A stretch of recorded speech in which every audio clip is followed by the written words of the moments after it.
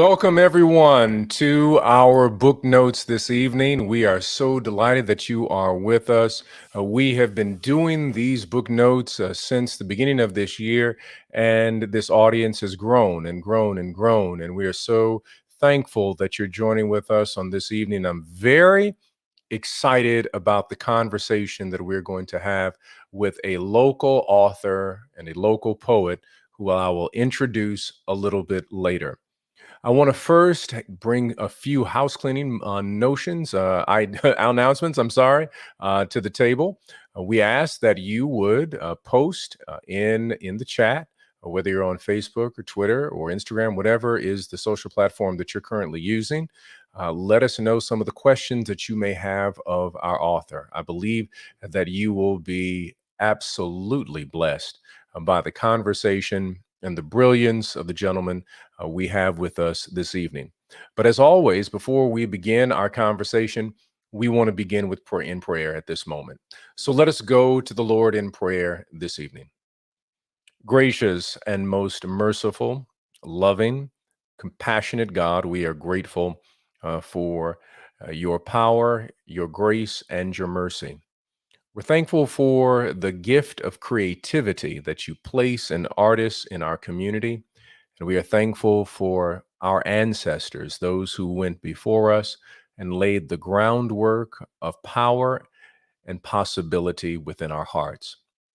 We are grateful for the conversation that will come forth and for the publication that has been created.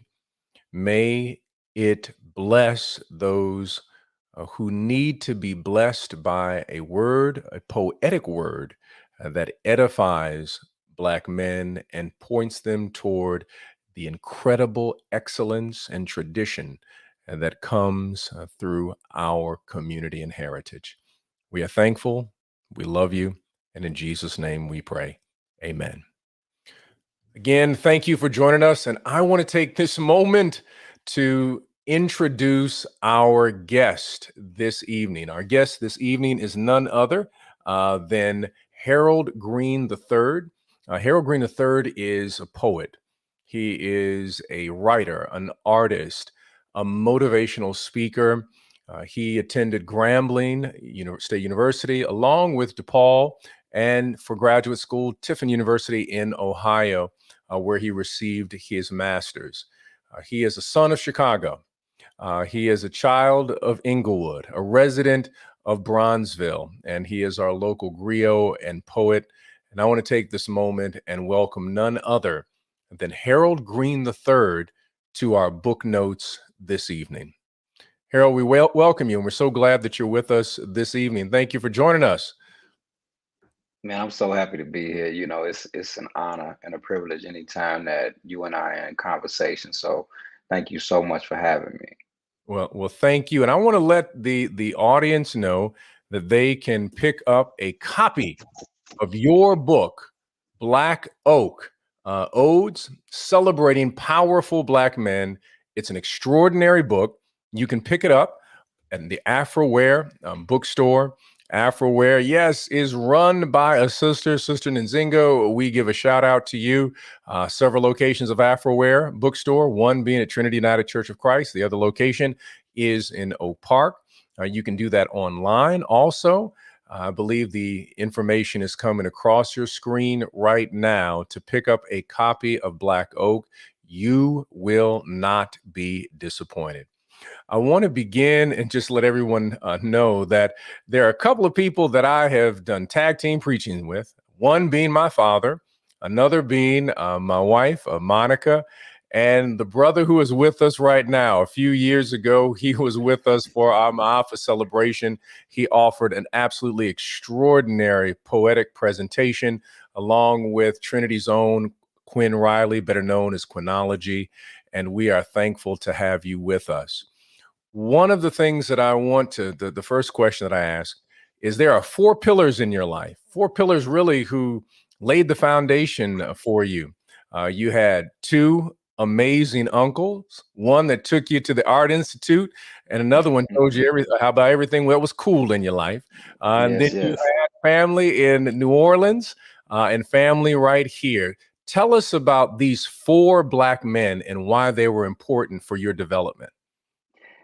Well, my two uncles, my dad, he has two brothers, and my uncle Marvin, as you mentioned, he was the one that introduced me to the cool. So he would pick me up in his silver Trailblazer. He had sounds in it, it was the '90s. So anytime he would take me to school or pick me up from school or pick me up for basketball practice, I was the cool guy. He was playing everything from Biggie to Bone Thugs and Harmony. He would take me to get my hair cut, all of these things. He had the Jordans and the Michigan apparel and all of that. And I just remember watching all of those things and seeing it and holding on to it in a certain way and it shaping my mind in a certain way. And I look back on it as an adult and realize the effect that it had on me. And my Uncle Reggie, he was the artsy one. He would take me to the Art Institute and he would always have some art hanging on his wall and talking to me about movies. And he has a comical voice and he talks kind of fast, so his conversations are always very entertaining. So anything he talks about, it sounds like magical. So I always enjoyed talking with him and going places with him. And then my dad, you know he's he's a product of all of it. He was the oldest, and manual labor. He was a courier with FedEx for over 30 years, and I always talk about one of the most endearing stories that I have about him. Besides the fact that he was the one who actually introduced me to poetry by writing my sister and I poems when we were younger, is that he really taught me the power of presence, like being present and how important that is. The story I always tell is when I was in high school, he's always been a big fan of me in athletics, and he would always be at practice and always be at games and things like that. And it was this one tree he would stand by when I was in playing football, and he would stand at that tree and watch me play football, and we go home and all of that. And I remember one week he had something happen with his license where he wasn't driving. And I was like, well, okay, he's just not going to be there, he's not driving. So, and I looked up, he was standing right at that tree. He had walked to my school, and after school, after practice, we walked home together. And I just remember how important that was as I got older and me becoming a parent myself, just no matter what, just always being present, and how that cloth of protection, whether you realize it or not, especially as a child, it always makes you feel not just physically protected, but also in a figurative way. Like, wow, there will always be someone there for me. And that safety net is important. And my granddad is that New Orleans gent. He always stays pressed and proper no matter what he's doing, whether it's yard work or going out to a club. Like, he's always pressed and proper. He was always doing something for somebody in the neighborhood, cleaning out gutters or some type of handiwork, and cooking for the block, and would have gumbo parties. And I would look up and see teachers from my school in line. And I'm like, how did you know about this? So he was a person that really taught me about the importance of community. So I took so much from all of these men and really kind of made a melting pot of the personality and character that I have. I love the story that you share of your father standing next to the tree. In any way, was the book Black Oak named after that? You know what? That's the first time I didn't even think about that's interesting though. That's a good one. Well, I would first want to mention again to everybody's watching, you're a poet, you are a griot, you are a storyteller, you are a coach, you're a motivator. Take us into the moment you encountered poetry and it touched you for the first time. Like I said, my dad introduced me to the written word, but I think when poetry really like touched me was my senior year of high school. Um the poems that my dad would write, my sister and I, we enjoyed them and appreciated them because he would always call us prince and princess, and we felt special. Um but my senior year of high school, that's when I was introduced to HBO Def Poetry Jam. And that's when I first started hearing the spoken word. And it just really took me aback because prior to that, it was all academic for me. And I knew there had to be more than just, poems by old white men talking about, the cold winter, So once I saw HBO Def Poetry Jam and I saw people who looked like me, sound like me, and came from places like me, I was like, wow, this is so interesting. And it really blew my mind and opened my heart. And it really, up to that point, I had just been writing raps. That's what really kind of inspired me to start writing poetry. So who was the hip hop artist that would move you to poetry? um, I think I, I always felt like Pac's Mm, work was way it felt way more poetic to me, especially once I started realizing what poetry really was. But I was such a big fan of so many people, but I really thought it was something about the visuals and the work. Like Brenda's Got a Baby, mm. like that video.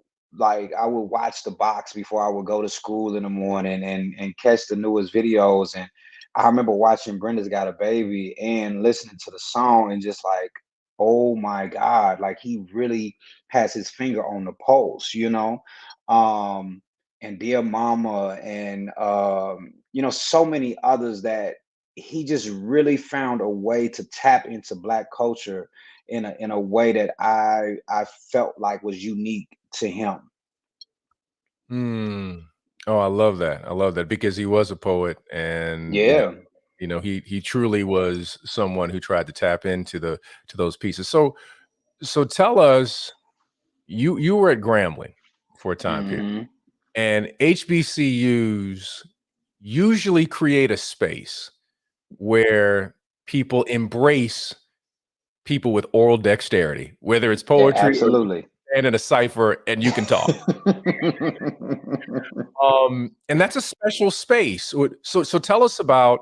I'm making the assumption that when you were at Grambling, there were people who embraced you and you were practicing your craft. So take us through the practice of becoming Harold Green III.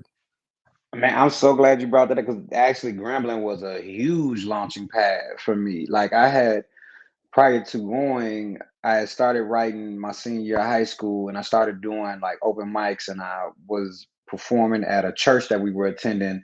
And that really kind of honed my craft and kind of polished it up for the public performance of it all. But you also know when you're at a church, and you know this very well, if you're saying anything positive, and especially if you're young, you're saying something positive, you are just going to be well received.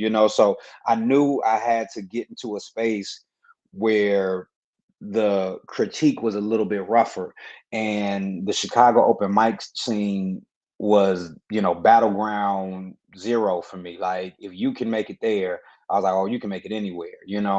And once I got down to Grambling, I had already been in a groove as an artist, so I wanted to bring some of that Chicago to Grambling. So I started creating like open mics and performing at the big talent shows, and just really kind of forcing my way into the culture of the campus. And they were so receptive. We had representatives from each of the 50 states on Granville's campus, and they received me so well, and it made me really realize how far reaching my work was. Like if I can reach these people from across the United States at this campus, then I must really be doing something that is universal. And not only were the students receptive, but I looked up and after a while, I'm seeing professors in the audience, faculty in the audience, staff members who are, buying my CDs and telling me how much they enjoy. So it was a very wide reaching art form. And it got to the point where when they would bring big artists down for like the concerts and homecomings and different stuff like that, they would like let me open up as a poet, and I thought that was like amazing. But the thing that really opened my eyes and made me leave my junior year, because I really felt like I was on my professional path, was because they gave me a day on the homecoming calendar and then the spring fest calendar, and those 2 days are like you know, very big deals on Right. HBCU If you campuses, don't you know, know. brother, you were at a completely different level if you were getting your homecoming in spring. Come on now. Yes, absolutely. You know, so they had the Harold Green presents like its own thing on a day on homecoming and for Spring Fest. They gave me a budget and allowed me to bring all this stuff in and do all this stuff. And I was like, wow, I am at a professional level and I need to really, because I think what I kept seeing was people who grew to some type of acclaim on that campus sometimes got stuck in that space. Like, well, I'm a big deal at Grambling. I'm gonna remain a big deal at Grambling, the big fish, small pond type situation. And I wanted to be a big fish in a big pond, So I was like, well, if I do this here, this back home and I'm going to continue to expand, So HBCUs and Grambling specifically, man, did a number on me, and I couldn't be more thankful for what they did for me as an artist. Now you then made the shift to DePaul. What Hmm. was the difference as you were developing your craft at DePaul? I'm making the assumption that you were taking classes. Were you received in the same way? So with DePaul and with Tiffin, I did hybrid. Well, no, I did hybrid with DePaul, and then I did completely online with Tiffin because at that time I was working full time. I was a parent. I was a coach. I was still a full time artist. I was doing all these things because so if I'm working, 7 to 5 at the school, then I'm working, 9 to 3, as an artist. So it was a full schedule I had. So I was really trying to, get it in at any point I could. So the campus didn't really see me that much. So I didn't have the same experience at DePaul. They probably had no clue what I did. So I was just finishing it up and getting things done over there. Now tell us in your own words. No, better. Let's do it this way. Give me one word to describe Black Oak. Mm, I would, I, and it's fun. I don't want to take too much time. I want to give it the first thing and fulfilling. Mhm. Was the first word that came to mind. And I think fulfilling came to mind because I think that there's a void. I think there's a void here, with black men and communication and healing and connection and all of that. And I think Black Oak is very fulfilling in that regard. Now, when I read the book, it blessed me on multiple levels. One, you have the ability to not only be a spoken word artist, but a written artist. And there are some Yeah, people who are phenomenal spoken word artists, but yeah, what they write falls flat because right. part of their poetry is in their movement, in their pause. It's in all of the presentation, and that is a rare gift. Just like I like Robert Frost, but I don't want to see him as a spoken word artist. Right. I would rather just read them and move on Right. to the next thing. But that's a real gift, and I want the audience to really understand what you have put forth. So give us one the overview of Black Oak, what you were attempting to accomplish, and it's really um, it's the spouse to your first piece, Black. Correct. So Yeah. it's married to another book. So give us this couple you have created, so everybody knows what you've been working on. So it is the companion piece to Black Roses. Where is it? It's right there. Yeah, Black Roses. So they are both a collection of odes. Each one has 40 odes in them and 40 matching illustrations dedicated to powerful Black women and powerful Black men. And what I'm trying to do, I think we do a good job of talking about Black history, which is highly important. And I think we do a decent job as of recent talking about Black futures. But I think the void that has to have a bigger spotlight on it is the Black present. And that's what I'm really trying to shine a light on because I think there is strategy in only making a people feel like the greatest is behind them, you know? And if you don't talk about how amazing you are right now in the present, then there is nothing really left to talk about in the future, you know? So I think it's so important to really shine a light and really help us understand how important it is to give each other our flowers while we're here, because it's not only inspirational, but I think it also motivates us in our human nature. If we know that we feel seen and the work we're doing is not in vain, like there are very few and special people who can just work in the dark and that's okay. Like when you know that somebody cares, and it doesn't the volume of the people that see you and care about it, that varies. But just to know that you are seen and somebody cares about your work, and that work can be very vast and different, whether that's your work as a parent or that's your work as a politician, it doesn't matter. As when you know that you are seen, there's something very special and motivating. That's an engine, and I'm trying to rev up that engine with both of these books. I want these to be volumes because the excellence in black present will never stop. Mm. When was the moment that you knew that you would make poetry your life work? I It's very funny because I knew I was really good at it from the jump. Mm. Like I know that people have like these like when you grow in dreads and you got the short dreads and people call it like they ugly period. Like, oh, I was a little ugly right there until my hair got longer.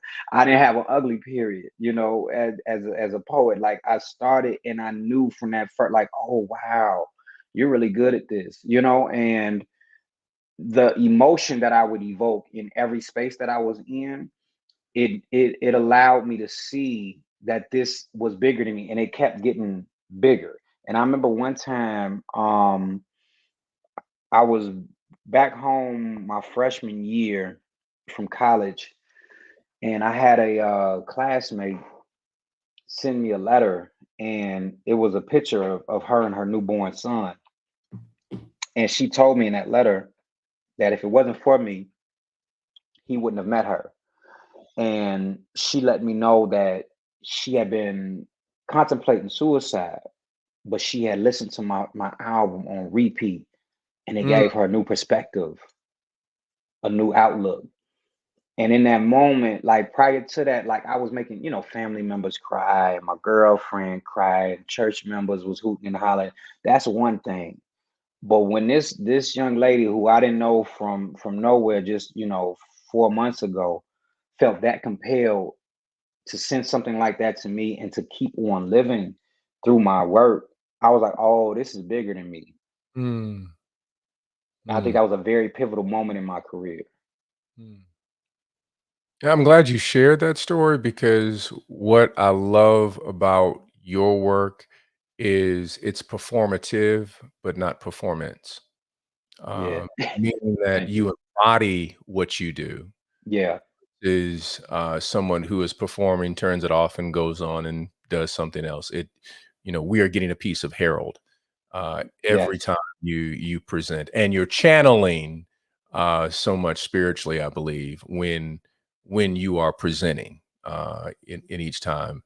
And so it's always a joy to see you present what has been given to you. Now, I'm curious. You said that you didn't have the ugly phase, but is there was there a period, for example, a piece of poetry that just it never came together? You're like, well, it was 3 or 4 years ago. You're still working on putting this piece together, and it never came together as of yet for you. Man, that's so funny. I'm so glad you asked. You asking First of all, you're asking some great questions tonight. I appreciate all of the questions that you're asking me. Because there's certain things that I like talking about, and you're like asking all of those things. But um, my process is actually very interesting. Like, if I don't finish it in that setting, Hmm. that's it. I don't go back to them. Like, uh, that's just like I've had. I had a year 2014 where I challenged myself to write a new poem every day. And I remember one time I was so tired at that table that I literally was writing in my sleep. And I woke up because I just like I'm just very like if I didn't finish that poem and that's sitting, then like that space that I was in, that creative space, I can't write disjointed. So I got to finish this. And I woke up at the table. I woke up from my sleep at the table and was looking at what I was like, what was I writing? You know, and it was so interesting to see like that type of process happen. Like you were that like committed to like, no, this has to be finished now. Um, there are things that I have edited, you know, past its initial writing, but if I don't finish it in that setting, then that's just it. Now, terms of process, tell us, where are you? What do you need around you? Is it desk? You need a tea? You got certain music? Is it a certain time of the day or in the evening? You got to have your favorite shirt on. Do you have to have a special pin? Is there a certain what is your process going through to create?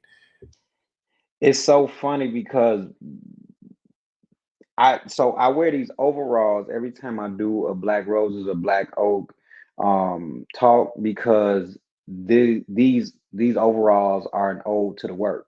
So when I was working on both of these books, I would wear my black overalls because I was in uniform. I was working, and I always had to write at my desk. The one that you see right behind me, I would have to write at my desk, and I would research during the day. I write at night always. Like that's always been my thing. Um, Now there have been times where, you know, special projects or like that 2014 year where I was writing every day where I had to switch it up sometimes and I might have been, you know, writing on a plane or on a train or in anywhere.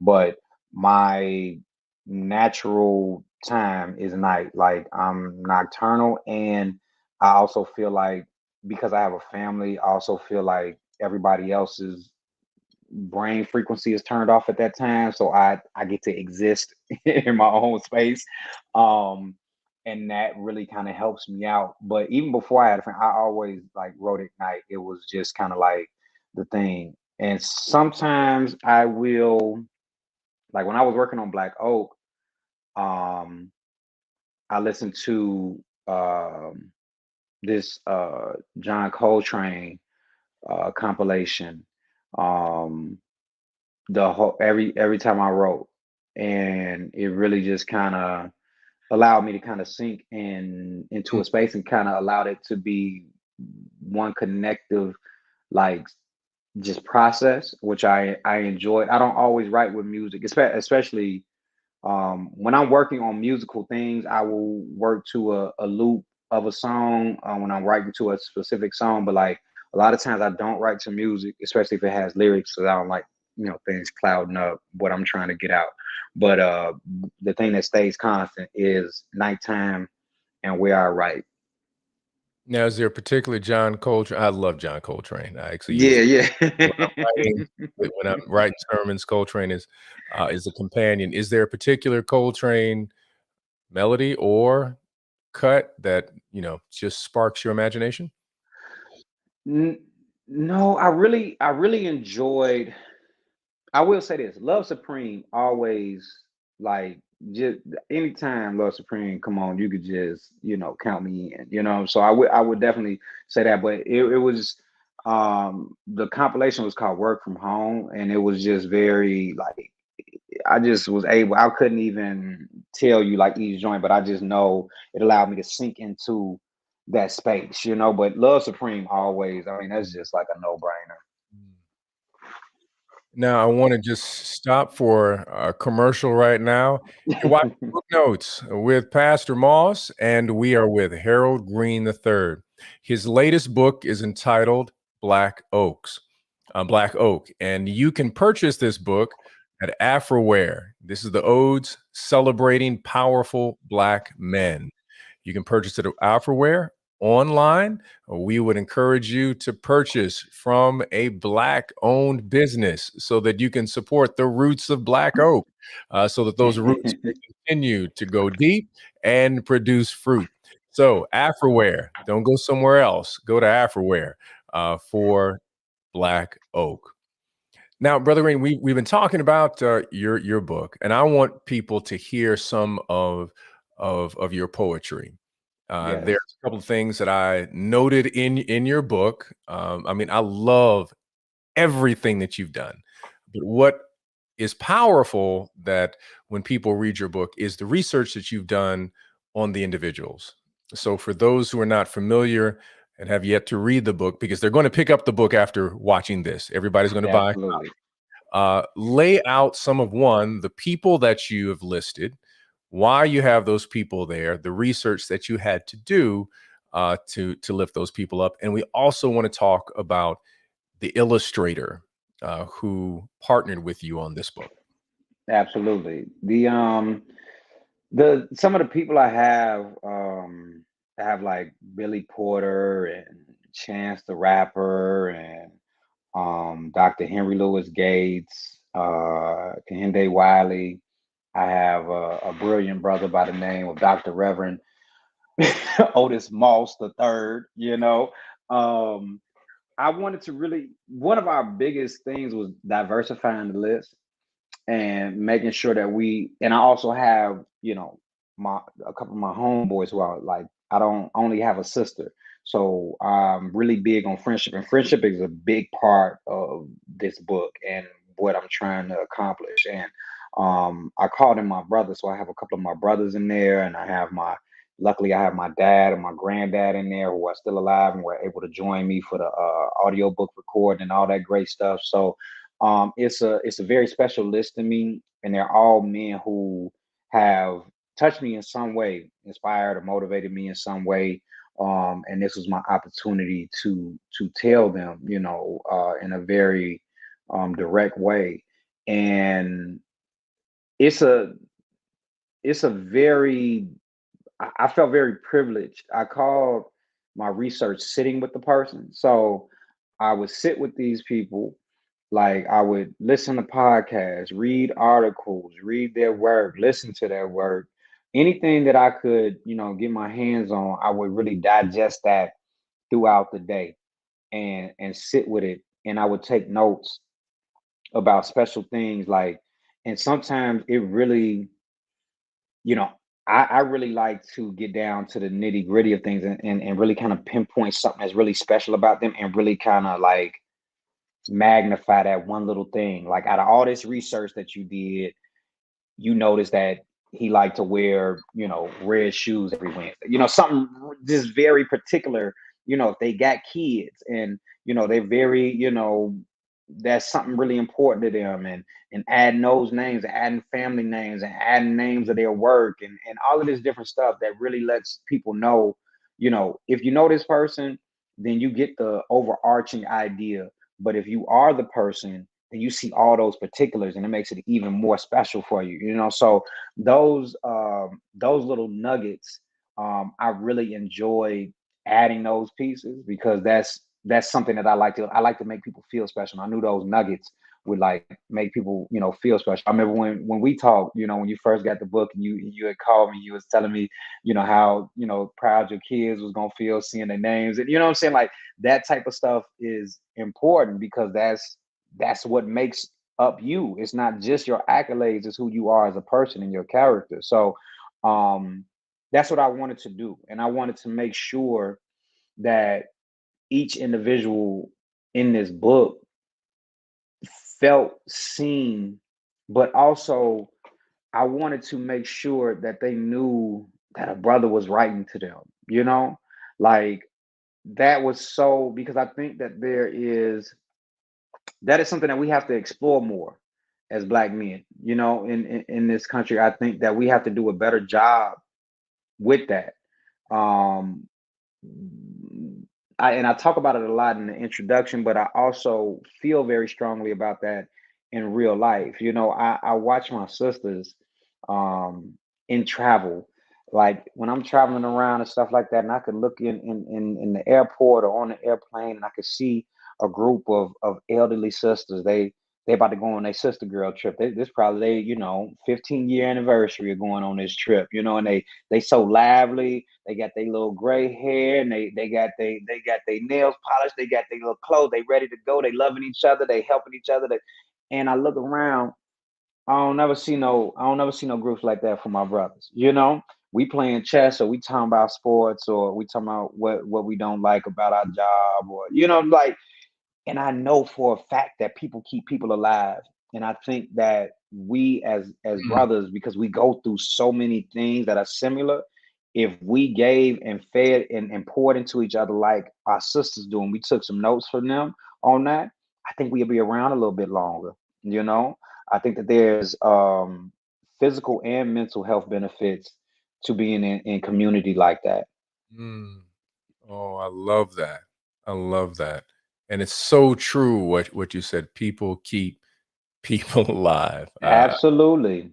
People keep people alive. It Scientifically proven. yes. Oh, and the fact that, the spaces for Black men, you've created a kind of a psychic and spiritual space for Black men to be affirmed, and you've also created a community for men. So I want to encourage people who are watching, if there's a gift, I know Father's Day is over, but if you got a father, you can still let him have a day. Yeah, This absolutely. wonderful opportunity to support not only the work that Harold Green III is doing, but the witness of a man in your life, of a brother who is doing great work. And these poems are extraordinary. I would ask that if you could you read one? For example, Colin's Proposal. I read. Oh yeah. What would you do with Colin's Proposal? Oh yeah, man. That's a special one. Let me pull that up. I love that one too. Colin's proposal. Ode to Colin Kaepernick. We are programmed to believe when a man gets on one knee that he is proposing. We also feel secondhand embarrassment when that proposal is rejected. Sometimes we even find ourselves in an unwarranted rage. How could they say no? On September 1st, 2016, Colin Kaepernick proposed to the United States. She said no. Very few were embarrassed, but many were enraged at the rejected, not the rejecter. But that's the privilege of the oppressor, to be absolved of accountability. Colin proposed humanity for all, but no, it's amazing. A man responsible for so many first downs would have to take the fall. And haven't we seen this before? Mahmoud Abdul Rauf, Muhammad Ali, Craig Hodges, the Syracuse Eight, John Carlos, Tommy Smith, Bill Russell, that list too black for me. As if when you black, you can't believe that your amendment shouldn't have amendments. All this posturing and pretending, all the gestures and gimmicks, you showed us that passion has no limits. You showed us character over currency. We've been programmed to believe that leadership leads to assassinated when you're melanated, which has paralyzed so many from taking action. We've seen the examples, but you ran towards your purpose with intention and urgency, such clarity. Maybe that's what's so scary. A man of few words, but uncomfortable precision.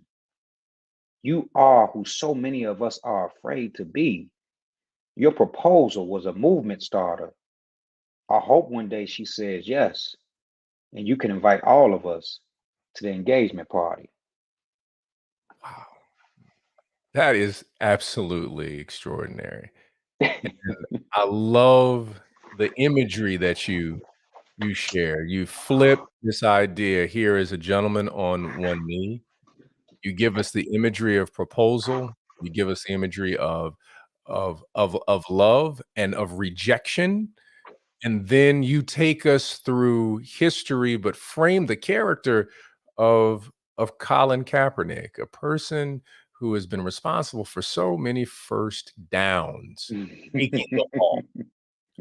And then the fact that maybe, maybe one day, the person that he is proposing to will say yes, and you can invite us all to the engagement. I just on so many levels, the imagery, the use of words, and you are canonizing our ancestral history by lifting up people who were before Colin Kaepernick, which people Right. who were before. Matter of fact, Michelle said, wow, that was deep. She was blessed by that. Now, what we did also, for those who are watching, we also pulled up the art. Now, it's not just the poetry. Right.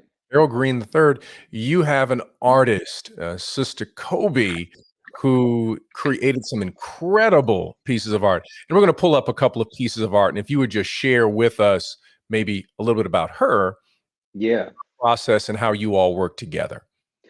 Yeah. So I was really adamant when we came to the, negotiation table that I wanted this team to be Black women.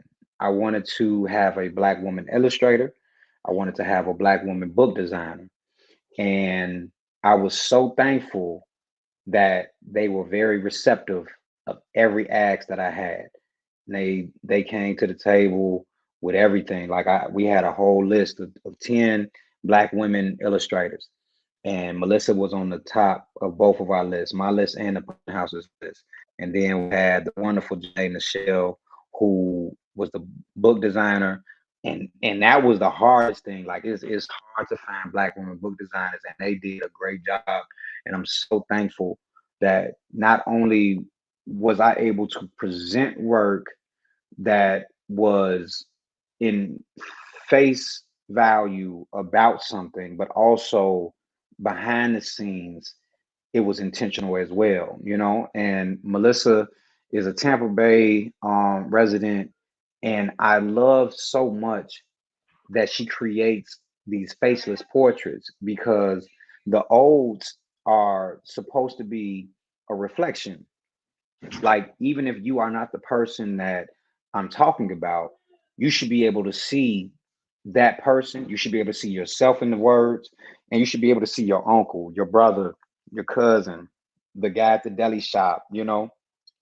And if you've never seen Black people before, the most powerful thing about it is now Black people are taking up space. You go into any bookstore around this country, well, worldwide. I just saw the UK release happen last week or whatever. And when these books are present, that means that Black people are taking up space. And that is powerful in and of itself. So I wanted the artwork to also be a reflection. So if the words are the reflection, then the portrait is the mirror. So you get to look at these images, and maybe you know these people, maybe you don't, but you get to see yourself in these images. And I think that that's so powerful. And I was so thankful that she was on board, and she did such an amazing job. And I just love her work. Matter of fact, I'm trying to create something beyond the book and putting these, artworks into a physical space. So I love it. Well, I want to get a copy of some of the artwork, because what amazed me about the artwork is it's faceless, but you clearly know who she was Mhm. putting together on paper. That if we could go back to the first piece of Hebrew Brantley, I Yo, man, I love that one that's so Hebrew. much. Yeah, I absolutely. mean, it doesn't have Hebrew's eyes, nose, but it's clearly so. Cleo, the first one, he's got the paint can, spray can. That's Hebrew brand, and that's clearly Hebrew. It's clearly him. I love how in your face it is. It's so cool, man. And then the gentleman who is sitting down, Barry Jenkins, one of my favorite directors. Absolutely. Clearly Barry Jenkins. I mean, It's it's clearly Barry Jenkins. so powerful how she is able to capture. So when you purchase this book, it's more than, for those of you who are listening, I'm telling you, you've got to get this book. This is a full-fledged on endorsement, and it's not because my name is in there. This is a full-fledged because this will bless your family. when you read these poems, you're reading history, you're reading biography, but at the same time, if you're reading with someone who is young, you may inspire them to become a poet. You may Yeah. inspire them to become an artist, or you may inspire them by the story. I love what you do, and I'm a little bit of a nerd when it comes to around certain things. But when you did the piece on Ta-Nehisi Coates, you Hmm. included all of his work. Yeah. Yep. Some people don't know he did write more than one thing. Um, Right, right, right. And so when you put Beautiful Struggle in there, when you Yeah, mention Panther, people don't know that he also right. was a writer of Black Panther. So I Absolutely. love the fact that you slip in all of his work, but you are not saying this is his work, Right. which Yeah. forces you to say, "Hey, I want to find out more about this person." And if you could read, you do a wonder. I mean, all of them are wonderful. Um, I loved what you did, the tribute you did, the ode to Toby Nwigwe. Yeah.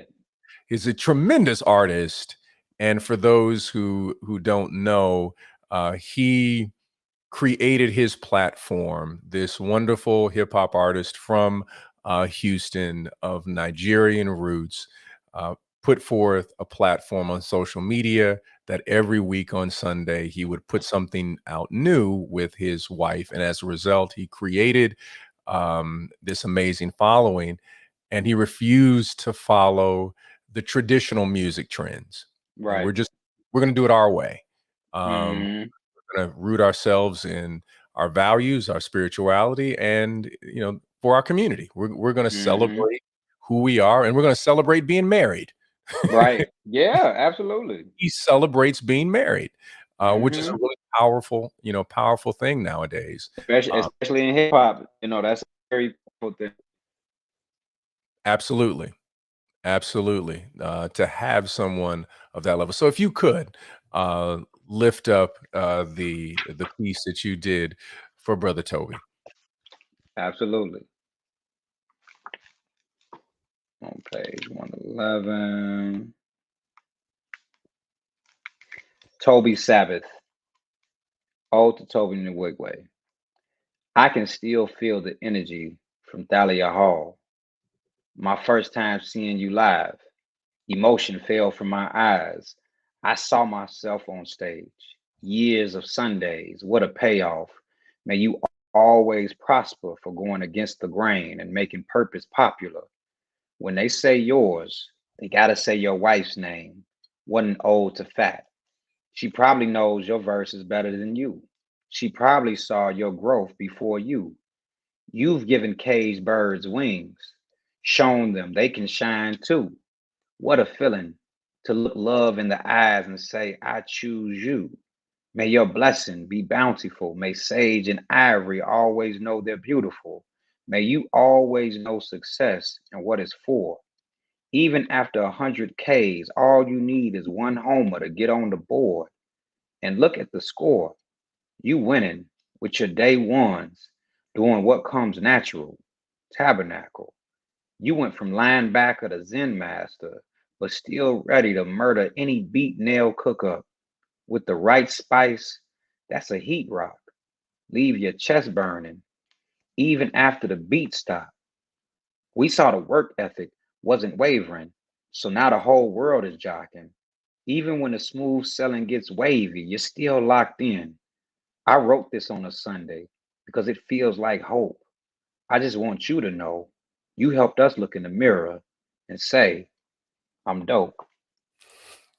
Love it, man. I love it. That's a beautiful tribute, and again, it shows your research, your study, your love and appreciation for his work. His Sunday Sabbath work, the Mhm. commitment to his family, and of course, you keep dropping in there his music.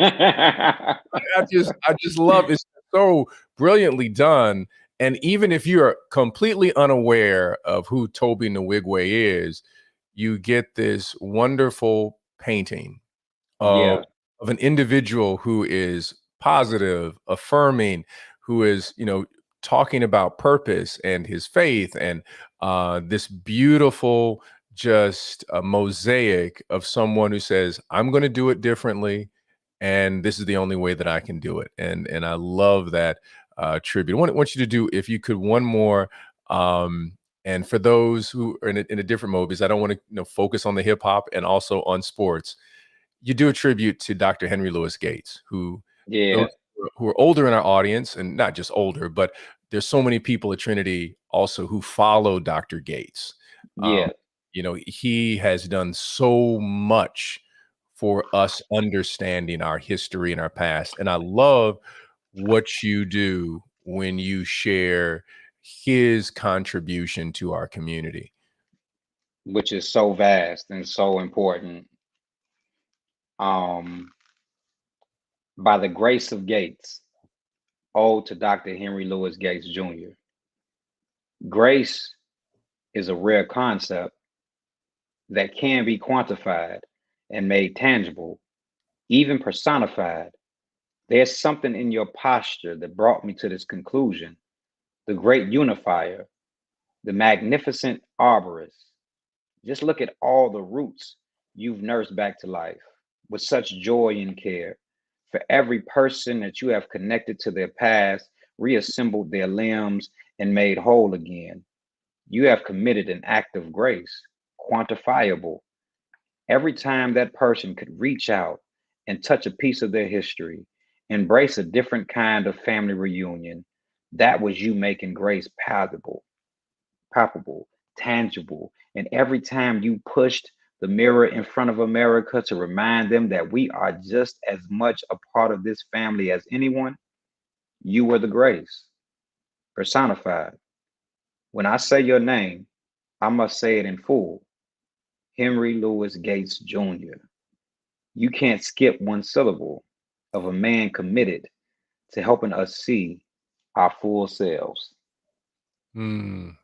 You have that one. You can't skip one syllable. For those, that's Dr. Gabe's. His nickname is Dr. Skip. I mean, I love it. I love it. The way that you framed him, and I'm going to make sure he is a friend of our family, that he reads that poem. I want to make Oh, sure. please, do you, man, I'm so glad you said that. He's one of the like last few that we weren't able to get his box to. So we gonna connect because I want to make sure he gets his box. We will make sure that that happens. I know that he. Man, I'm so glad. Yes, because I really know he'll love it. Because man, this came from my heart. I know he'll love this. Oh, I think not only I would say that he'll love the entire presentation of. Man, I appreciate that. But I have one more that I need to read. I need to do this for me, and I need to read your poem because this is a part of why I'm doing this, and I have the opportunity to have you in my space. So I have to do this. I have to read In the Footsteps of Otis, Ode to Reverend Dr. Otis Moss III, the Holy Trinity, the grandfather, the father, the son, the harvest of a sharecropper who planted seeds that grew into reverends and doctors. The way you make connections is a direct reflection of your appreciation for inspired living. We all benefit from those who pursue better, and you are a witness and descendant. You are the sample of a sample. Each use adds another layer in the pursuit of better. You operate with the level of respect for the past that makes all of us look back with pride and passion. You orate in the future tense, so sure of the unseen. You speak as if faith is a part of the fabric that creates forward motion, aerodynamic optimism, panoramic realism. How elated Elijah and Michaela must be for love and excellence to be the family hand me down, and it always fits. What a gift. You have followed the lead of those before you and created a path for those to come. That's a timeless blueprint. Wow. Brother, I cannot thank you enough. I mean, when I read that and hearing you recite that is just such a blessing to me and blessing to my family. I was so excited when I could share it with Elijah, Michaela, and Monica, and to share it with my father. And Yes. so that my grandfather, who is now an ancestor resting with the Lord, would be blessed by the words that you put forth. So thank you so very, very much. And No, thank you. oh man, you do a tremendous job. And again, the book is Black Oak. The book is Black Oak. You want to pick up a copy from Afroware. You want to purchase from a Black-owned business. This will make an amazing gift for someone in your family. And it's structured in such a way, it's a book that you want to put on the coffee table. So when people come in your Yeah. house, they're like, what is that? It's beautiful. It's a beautiful book that you want to read and a book that you certainly want to display. Again, Black Oak, right there, Jason Reynolds on the cover there, the great writer. Yeah. A beautiful, beautiful job that you have done. We are coming to the close of our book notes conversation, but there's a poem that I want to share with you, Brother Harold Green. I didn't write it, but I just want to share it. It is a poem that has blessed me by someone who wrote during the 1930s by the name of Anita Scott Coleman. She migrated from Guayana, Mexico. She was an Afro-Mexican and was a contemporary, not well known, of Langston Hughes. But she wrote this poem about Black men entitled Portraiture. And it simply goes this way. Black men are the tall trees that remain standing in a forest after a fire. Flame strips their branches, flame sears their limbs, yet stand these trees, for their roots are thrust deep in the heart of the earth. Black men are the tall trees that remain standing in a forest after a fire. And in honor of Black Oak, you, Brother Harold Green, are one of the tall trees that remain standing in the forest after all of the fire that our community has experienced. You give us hope and you renew our faith. And I cannot thank you enough for being with us this evening for our book notes. We encourage you to pick up a copy of this book. Sister Janice Cummings is online. She said, amazing. So, Janice, you pick up a copy of Black Oak. I guarantee you it will bless your family. We thank everyone for being with us this evening. And please, after this is posted, forward it to someone else. That's the beautiful thing about streaming, is that the audience keeps growing and growing over time. We thank you for being with us for our book notes, and we look forward to you being with us on this Sunday at Trinity United Church of Christ. Our message this Sunday is entitled, When Will Freedom Ring? Borrowing from John, the 8th chapter, the 32nd verse, you shall know the truth, and the truth will set you free. May God bless you. May God keep you. May God hold you. And may your roots grow deep. And may the fruit that you produce bless not yourself, but bless a new generation that is yet to be born. Thank you all for being with us. Harold Green III, man, you the man. We thank you for being with us, brother. Thank you, brother.